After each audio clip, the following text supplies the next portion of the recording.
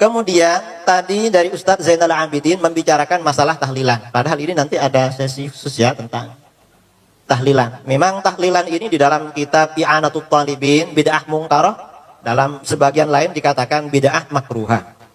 Bid'ah makruhah orang yang memerangi akan mendapatkan pahala. Tapi persoalannya ini sudah menjadi budaya, sudah menjadi adat, kalau diperangi malah kita yang dimusuhi oleh orang.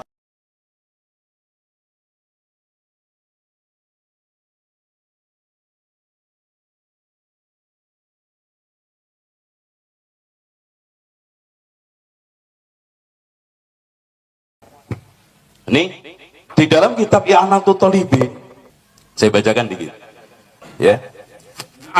Ma yaf'alun nasu minal istima' indal mayyit wa sun'it ta'am minal bid'il munkar. Enggak tanggung-tanggung allati yusabu ala man'iha. Saya terjemahkan ya, apa yang dikerjakan oleh orang ketika ngumpul-ngumpul setelah kematian dan membuat makanan termasuk bid'ah mungkaroh yang diberi pahala orang yang melarangnya. Saya yakin semua Pak Kiai tahu kitab ini, I'anatul Talibin. Kemudian tadi dari Ustadz Zainal Abidin membicarakan masalah tahlilan. Padahal ini nanti ada sesi khusus ya tentang tahlilan. Memang tahlilan ini di dalam kitab I'anatul Talibin, bid'ah mungkarah, dalam sebagian lain dikatakan bid'ah makruhah.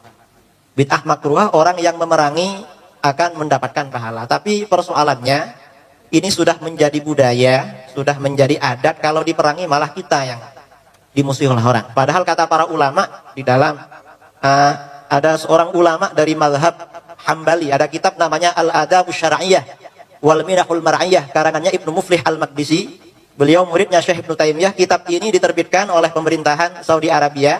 Beliau mengatakan la yambaghil khuruj min adatin nas illa fil haram. Tidak sebaiknya keluar dari adat masyarakat selama tidak haram. Tahlil itu selamatan kan tidak haram, hanya makruh. Saya yakin para kiai, termasuk Ki Abdullah Fakih, ketika keluarganya meninggal, beliau juga tahlilan. Itu bukan tidak tahu dengan isi I'anatul Talibin. Saya yakin beliau hafal semua itu. Tetapi mengapa? Karena ini adat dan manhaj Rasulullah SAW di dalam berdakwah. Ketika adat ini kalau diberantas ini akan menimbulkan kerusuhan, akan menimbulkan gejolak, oleh Rasulullah SAW dibiarkan. Mungkin bisa dibaca dalam kitab Al-Adabus Syar'iyyah. Karena waktu sudah habis, maka saya kembalikan. Mungkin nanti khusus tahlilan kita bicarakan dalam diskusi tentang tahlilan. Waktu dikembalikan kepada moderator. Terima kasih. Yang pertama masalah tahlilan. Ini yang dimaksud tahlilan itu makanannya, bukan bacaannya, bukan ihda usawabnya kan ya. Kan yang 7 hari itu yang dibicarakan di dalam kitab-kitab fikih itu memang hukumnya makruh. Makruhnya itu mengapa? Karena yang sunnah itu adalah tetangga memberikan makan kepada keluarga duka cita. Berdasarkan hadis isna'u li ali Ja'far tu'aman fa innahu qad atahum ma syaghalahum. Buatkan makanan untuk keluarga Ja'far karena mereka sedang berduka cita. Jadi yang sunnah tetangga memberikan makan untuk keluarga duka cita. Karenanya kalau dibalik keluarga duka cita membuat makan untuk tetangga, maka hukumnya makruh karena mukhalafah lis sunnah. Karenanya kata para ulama, ini alasannya karena memberatkan. Dalam teori usul fikih, al-hukmu yaduru ma'a illatihi wujudan wa adaman. Hukum itu akan selalu berputar bersama illatnya. Ketika illat itu ada, maka hukum ada. Ketika tidak ada, maka tidak ada. Karenanya kata para ulama, ketika hidangan makanan yang diberikan kepada jamaah itu murni dari keluarga duka cita, maka hukumnya makruh. Tapi kalau makanan itu bukan dari keluarga duka cita, dari tetangga, orang lain, maka tidak makruh. Karena sudah tidak memberatkan. Kaidah usul fikihnya seperti itu. Seperti diterangkan oleh seorang ulama Syafi'iyah, mufti Syafi'iyah dari Irak, Syekh Abdul Karim Al-Mudarris dalam kitabnya Jawahirul Fatawa. Nah, kondisi yang ada di Indonesia ketika ada orang meninggal, yang dikeluarkan itu tidak murni dari keluarga duka cita, tetapi banyak sumbangan dari tetangga. Bahkan dulu saya ketika teman-teman saudara Mundo kalau tidak punya beras mau dikirimkan, biasanya pinjam kepada orang yang keluarganya meninggal. Karena oleh orang diantari beras banyak sekali sampai berkuintal-kintal itu. Bahkan ketika kakak saya meninggal kintalan. Ini mungkin tidak tahu ini apa? Yang Ustadz Zainal udah tahu masalah ini. Jadi makruh ketika itu memang murni dari keluarga duka cita. Kalau dari luar maka tidak makruh. Yang kedua, seandainya ini makruh karena ini budaya tradisi, kalau ini dilawan akan menimbulkan gejolak. Dan itu tidak bagus. Kata para ulama, ada kitab seperti saya terangkan tadi, maaf, saya tidak berdalil dengan al-adah muhkamah. Tolong dicatat dalil saya. Jangan yang tidak saya katakan, jangan katakan saya katakan. Imam Ibnu Muflih Al-Maqdisi dalam kitab Al-Adab Asy-Syar'iyyah mengutip dari Imam Ibnu Aqil dalam kitab Al-Funun, kata beliau, la yambaghil khuruj min adatin nas illa fil haram. Tidak sebaiknya meninggalkan adat masyarakat selama adat itu tidak haram. Jadi selama tidak haram, tidak sebaiknya meninggalkan. Mengapa? Ini bukan karena takut, tetapi berdakwah kepada masyarakat dengan pendekatan hati, dengan pendekatan lemah lembut. Mengapa? Dan ini yang dilakukan oleh Rasulullah SAW. Di dalam kitab itu diterangkan, riwayat Bukhari Muslim, fa innar Rasulullah SAW tarakal Ka'bah wa qala laula hittanu qaumiki bil jahiliyah la fa'altu.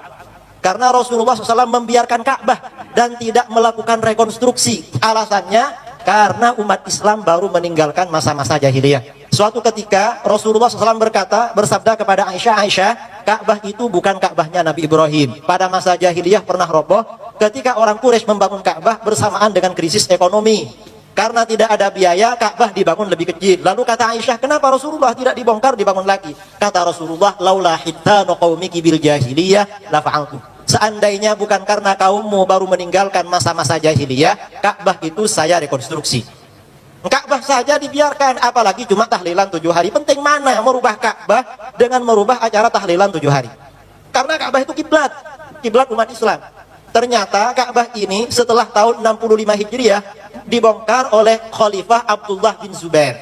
Cuman Abdullah dibangun kembali seperti Ka'bahnya Nabi Ibrahim, lebih besar dari yang ada. Cuma bin Zubair ini menjadi khalifah tidak kondusif, perang terus dengan Bani Umayyah, akhirnya kalah. Setelah dia kalah, proyek khalifah yang baru Abdul Malik bin Marwan, Ka'bah ini dibongkar, dikembalikan lagi ke Ka'bahnya jahiliyah. Alasannya ini Ka'bahnya Abdullah bin Zubair, bukan Ka'bahnya Rasulullah SAW. Akhirnya ada seorang ulama menyampaikan kepada Abdul Malik bin Marwan bahwa ini Abdullah bin Zubair mendapat wasiat dari Aisyah dari Rasulullah SAW. Setelah Bani Umayyah ini tumbang, diganti Bani Abbasiyah, Harun ar-Rasyid punya rencana membongkar Ka'bah.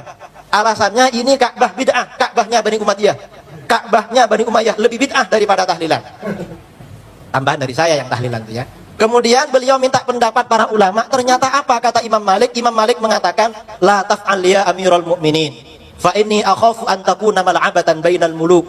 Jangan engkau lakukan wahai Amirul Mukminin. Aku khawatir Ka'bah ini menjadi mainan para penguasa. Setiap ada penguasa ingin menarik simpati rakyat, proyeknya bangun Ka'bah. Fatazula haibatuhu min qulubin nas, maka akan hilang wibawa Ka'bah dari hati umat Islam. Ka'bah sampai sekarang dibiarkan demi menjaga Ka'bah. Tradisi 7 hari itu dibiarkan, yang pertama karena makruh, yang kedua karena sudah adat istiadat, yang ketiga masyarakat banyak memberikan sumbangan yang dapat meminimalisir bahkan menghilangkan hukum makruhnya.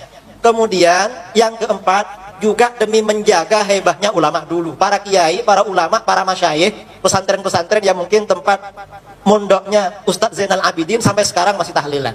Ulama-ulama dulu saja membiarkan, ini cuma tahlilan 7 hari. Ka'bah saja dibiarkan, apalagi tahlilan. Dasar yang digunakan oleh para ulama masalah tradisi ini, Imam Ahmad bin Hambal tidak sholat qobliyatul maghrib. Mengapa? Li'annan nasa yungkirun. Karena orang-orang tidak percaya kalau ini sunnah, akhirnya beliau tidak sholat. Jadi bukan takut, tetapi menjaga tidak terjadi benturan dengan masyarakat. Itu cara di dalam berdakwah, bukan langsung bid'ah, syirik. Bukan seperti itu.